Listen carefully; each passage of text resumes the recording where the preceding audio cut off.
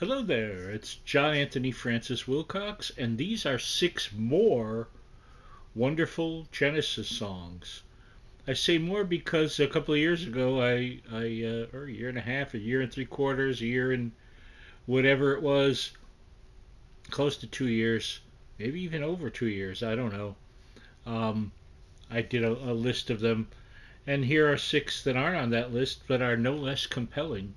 And of course, you can find the links to all of them in the comments section below this of me blabbering. So, um, where do I start? I start at song number one, which is a song called All in a Mouse's Night from their album Wind and Wuthering. The last album was Steve Hackett on guitar, and the second album with Phil Collins as lead vocalist. It's a song about a cat and a mouse in a house. I know Phil hates this song. It's one of my favorite songs. Isn't it funny how that works out? It's very playful, it's very dense, a lot going on, and um, marvelous stuff from everyone. It's a fun little tale, a kind of a Tom and Jerry-ish kind of thing, I suppose, to sound cliche. But it's very interestingly told, and it's fun. It's a fun story. It's a tune you will enjoy, and that is song number one, All in a Mouse's Night. Song number two is White Mountain from the Trespass album. This is Genesis's second album, Peter Gabriel on lead vocals, still, of course, Tony Banks and Mike Rutherford, who are on every Genesis album.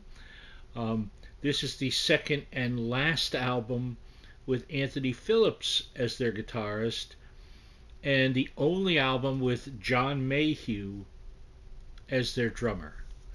This is a tale of wolves. It's a song about wolves and competition for the leader of the pack. It's a beautiful song, and if I recall correctly, it's in D minor, which other bands may say is the saddest of keys. Who am I to argue? It's a great story. It's the second animal story in a row, and it is song number two, White Mountain. Beautiful song. Song number three, we move forward to The Lamia from The Lamb Lies Down on Broadway. Um, Wonderful song. The prime five, I guess you'd say, Peter Gabriel on vocals and flute and percussion. Um, Tony Banks, Mike Rutherford, Phil Collins on drums, Steve Hackett on guitar. This was Peter's last album with the band. He would go solo shortly thereafter. And this is a tale within the story. The Lamb Lies Down on Broadway is a double album that tells a story of a character named Rail.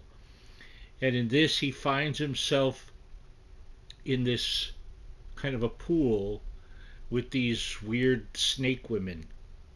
So there's animals again, but there's more.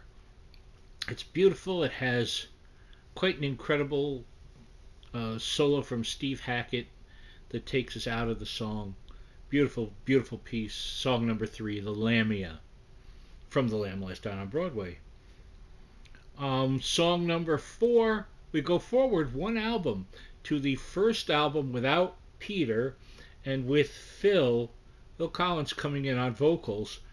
It is an absolutely swelligant, wonderful song called Ripples, um, which is sort of about time. You know, ripples never come back is part of the thing of the song. Beautiful piece of music, wonderful acoustic guitars, great backward sounding solo from Hackett. Probably was backward, I don't know.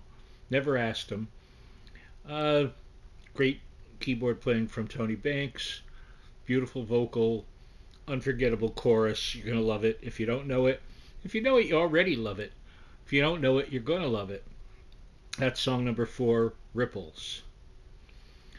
Song number five is Calling All Stations from, well, it was in fact the final studio Genesis album, Calling All Stations from 1997, I believe, with the one and only album with Phil Collins had left and a wonderful singer named Ray Wilson came in, whose vocal range was much closer to Gabriel's than to Collins.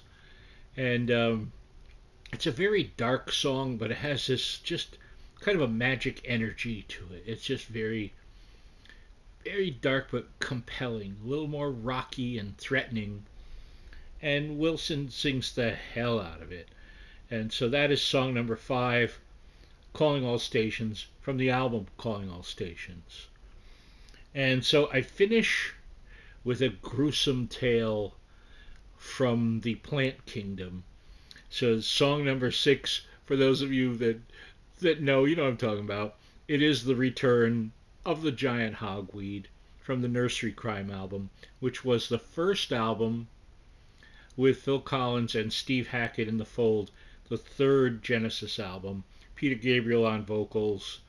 There really is a plant, the giant hogweed. It really is a poisonous plant that if you, it smells kind of nice, evidently, but if you touch it, it has things that will give your skin huge blisters.